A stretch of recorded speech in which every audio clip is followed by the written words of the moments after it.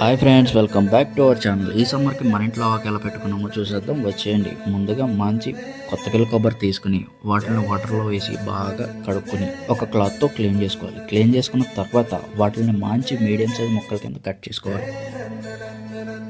Cut చేసుకున్న తర్వాత ఆ పైన పొర తీసి మళ్ళీ ఇంకో క్లాత్తో క్లీన్ చేసుకోవాలి. అంతే. ఒక గిన్నె తీసుకుని అందులో మనం ఆవాలు మెంతులు పౌడర్ వేసి, అలానే ఉప్పు, అలానే కారం, అలానే తొక్క తీసుకున్న వెల్లుల్లిపాయలు, అలానే కొంచెం మెంతులు, ఇవన్నీ బాగా కలిసేలా కలుపుకోవాలి. కలుపుకున్న తర్వాత ఒక గిన్నెలో ఆయిల్ వేసి అందులో మనం కట్ చేసుకున్న ముక్కలను ముంచి ఆ పౌడర్లో కలిపి ఒక డబ్బాలో స్టోర్ చేసుకోవాలి. ఇలాగే మొత్తం ముక్కలన్నీ ఆ పౌడర్లో కలిపి ఒక డబ్బాలో స్టోర్ చేసుకుంటాం. అంతే. 3 రోజుల తర్వాత పక్కన పెట్టేసి ఒక 3 రోజుల తర్వాత డబ్బా తీసి అందులో మనం మంచి వేరుశనగ ప్యాకెట్ వేసి బాగా కలిసేటట్టు కలుపుకుంటాం. అంతే. మన కోనసీమకి ఎంతో ఇష్టమైన ఆవకాయ పచ్చడి రెడీ. లాస్ట్లో అన్నం కలుపుకొని తింటే దీని టేస్ట్ వేరే లెవెల్ ఉంటుంది.